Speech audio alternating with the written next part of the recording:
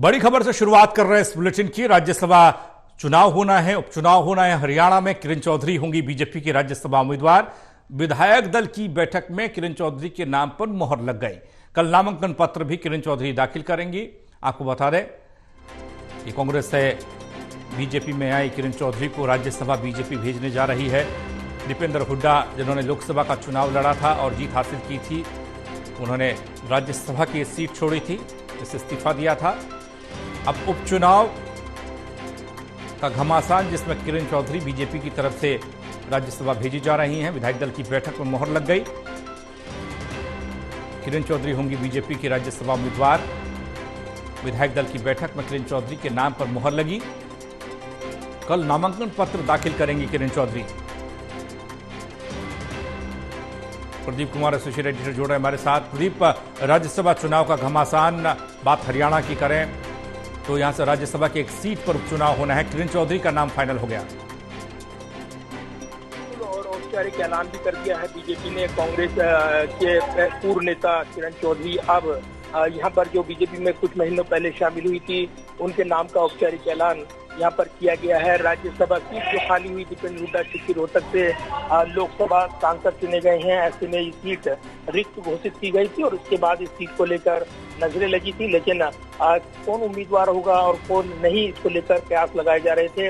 इस बीच कांग्रेस की ओर से भी सवाल पूछे गए कि क्या वो अपने उम्मीदवार को उतारेंगे, लेकिन नंबर गेम कांग्रेस के पास नहीं है। उन्होंने गेंद पाले में डाल दी थी विनेश फोगाट को लेकर, उस पर सहमति बनाई जाए, क्योंकि ओलंपिक में डिस्क्वालीफाई हुई विनेश फोगाट का नाम आगे बढ़ाकर कांग्रेस एक तीर से दो निशाने लगाना चाहती थी। लेकिन अब जो बीजेपी ने नाम तय किया है किरण चौधरी का, उसके जरिए कांग्रेस में ही सेंध लगाना चाहती है बीजेपी। इसलिए उसको उम्मीद है कि हिमाचल प्रदेश की तर्ज पर जिस तरीके से वहाँ पर हर्ष महाजन जीते थे चुनाव, अभिषेक मनु सिंह भी हार गए थे नजदीकी मुकाबले में, ठीक वैसी परिस्थितियां हरियाणा में बने विधानसभा चुनाव से पहले ये रणनीति का एक हिस्सा, और इसलिए किरण चौधरी को मैदान में लाया गया है। तो ये एक बड़ा दांव हो सकता है कहा जा रहा है। और विधानसभा चुनाव से पहले अगर यहाँ पर क्रॉस वोटिंग होती है विरोधी खेमे की ओर से, तो निश्चित तौर पर बीजेपी को बढ़त मिल सकती है। लेकिन अगर बीजेपी की खेमे की ओर से यहाँ पर टूटते हैं विधायक, तब उनके लिए किरकिरी होगी। अभी विपक्ष की रणनीति पर नजरें लगी हैं। कल अब जो किरण चौधरी है वो अपना नामांकन दाखिल करेंगी और विधानसभा चुनाव से पहले एक नई राजनीतिक लड़ाई राज्यसभा चुनाव को लेकर हरियाणा में देखने को मिलेगी। प्रदीप, एक सवाल जो बार बार सबके जहन में था राज्यसभा की इस उपसीट के इस उपचुनाव के लिए कि इस सीट पर किसे उम्मीदवार बनाया जाएगा। किरण चौधरी का नाम था और कुलदीप बिश्नोई का नाम भी इसमें सामने आ रहा था, क्योंकि जिस तरीके से उन्हें भी अब तक बीजेपी ने उस तरह का कोई पद या उस तरह की कोई वो नहीं दी, तवज्जो नहीं दी। तो कुलदीप बिश्नोई की भूमिका को लेकर कोई बात निकल कर आ रही है क्या? देखिए, बिल्कुल कुलदीप बिश्नोई का नाम भी चर्चाओं में था, उनको भी उम्मीदवार बनाया जाए, इस तरह की चर्चाएं थी। लेकिन जो कुलदीप बिश्नोई पहले ही कांग्रेस पार्टी छोड़ चुके थे, उनके पक्ष में क्या कुछ क्रॉस वोटिंग होगी, ये बड़ा सस्पेंस बना हुआ था। लिहाजा पार्टी ने किरण चौधरी पर दांव लगाया है, क्योंकि जिस तरीके से उन्होंने कुमारी शैलजा, इसके अलावा रणदीप सुरजेवाला के साथ मिलकर एक धड़ा खड़ा किया, एक गुट खड़ा किया वहां पर हरियाणा में भूपेंद्र सिंह हुड्डा गुट के खिलाफ, उसमें वो एक बड़ी बढ़त बनाती हुई नजर आ रही थी। लेकिन उसके बाद उन्होंने बीजेपी में जाने का निर्णय लिया और उसके बाद नई चर्चाएं शुरू हो गई। तो अब वो अलग हो चुकी हैं, कांग्रेस से अलग हो चुकी हैं, लेकिन संबंध अभी भी बने हुए हैं। वो संबंध क्या उनके काम आएंगे, यही इसकी रणनीति के पीछे बीजेपी की मंशा छिपी हुई है। इसलिए किरण चौधरी को लाया गया है कि क्या वो इस दांव के जरिए विधानसभा चुनाव से पहले पटकरी दे पाएगी कांग्रेस को, क्योंकि कांग्रेस एक विधानसभा चुनाव में बढ़त हासिल करेगी। ये तमाम सर्वेक्षण ये कहते हैं, दावे कर रही हैं। कांग्रेस अपनी जीत के दावे करती है, तो उससे पहले राज्यसभा चुनाव में जीत हासिल कर बीजेपी एक नैतिक तौर पर बढ़त लेना चाहती है और इसलिए किरण चौधरी को मैदान में उतारा गया है। इसकी रणनीति की खास वजह यही सामने आ रही है। प्रदीप, एक सवाल जो बहुत वक्त से हरियाणा की सियासत में तैर रहा है, खासकर बीजेपी को लेकर, बीजेपी के वरिष्ठ नेताओं को लेकर जो मूल रूप से पहले से बीजेपी से जुड़े रहे हैं, उनको तवज्जो दिए जाने को लेकर लोकसभा चुनाव के बाद भी ये सामने आया कि कई सीनियर नेता नाराज दिखाई दिए।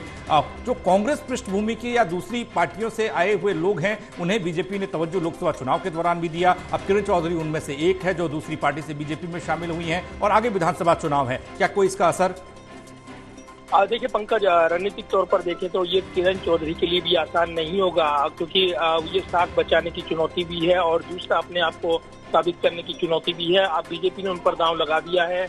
ऐसे में इसको बाजी को अगर वो पलट देती हैं तब निश्चित तौर पर एक किंग मेकर बनकर उभर सकती है, कहा जा रहा है। और ये कहीं न कहीं बढ़त दिलाएगा, खास तौर से महेंद्रगढ़ और चौसाम के आसपास की सीटों की अगर बात करें तो कम से कम 5 से 6 सीटें प्रभावित होंगी, ये कहा जा रहा है। उस हल्के में जहाँ से किरण चौधरी आती हैं, वो अपनी बेटी श्रुति चौधरी के लिए टिकट चाहती थी, लेकिन ऐसा नहीं हो पाया और इसलिए परिस्थितियां बदली हैं।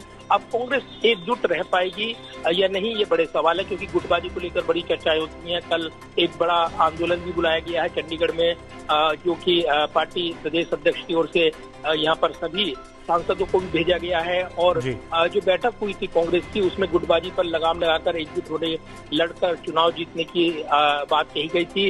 राहुल गांधी भी इस बैठक में शामिल हुए थे, मल्लिकार्जुन खड़गे भी। तो ये जरूर है कि गुटबाजी को थामना कांग्रेस के लिए बड़ी चुनौती है। अब किरण चौधरी को यहाँ पर बीजेपी ने मैदान में उतार दिया है राज्यसभा चुनाव के लिए, लिहाजा ये चुनौती भी एक बड़ी चुनौती रहेगी राज्य के सियासी समीकरणों के लिहाज से। जबकि अल्पमत में सरकार है, ये दावा कांग्रेस करती रही है। उपेंद्र हुड्डा पहले कह चुके हैं कि उनके पास नंबर नहीं है, इसलिए राज्यसभा में उम्मीदवार नहीं होगा। ऐसे में अब ये देखना होगा कि जो विपक्ष की साझा रणनीति बनती है नहीं, क्योंकि विधानसभा चुनाव से पहले बीजेपी ने ये मूव किया है। ऐसे में उसको पटखनी देने के लिए विपक्ष के पास भी दांव पेच आजमाने का मौका रहेगा।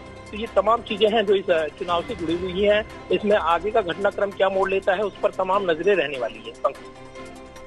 वैसे नंबर बता रहे हैं कि कांग्रेस के पास कुछ खास है नहीं, लेकिन क्या कोई ऐसी तस्वीर, कोई ऐसी चीज यहाँ पर घटती हुई दिखाई दे सकती है राज्यसभा चुनाव को लेकर?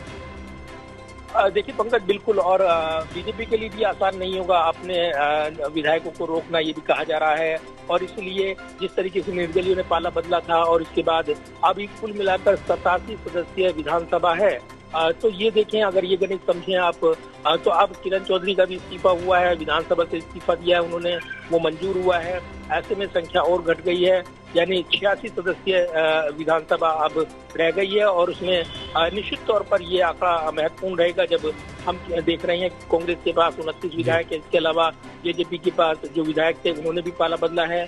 तो दूसरी तरफ इस गणित में कहीं ना कहीं अब सियासी जोराजबाजी जोरों शोरों से आगे बढ़ेगी। तो फिलहाल अभी कांग्रेस के रुख का इंतजार रहेगा कि क्या वो उम्मीदवार का ऐलान कर इस चुनावी लड़ाई को रोचक बनाएंगे या फिर वो दूरी से इसको देखेंगे। अगर दूरी से देखते हैं तो उनको भी राजनीतिक नुकसान उठाना पड़ सकता है, ये कहा जा रहा है।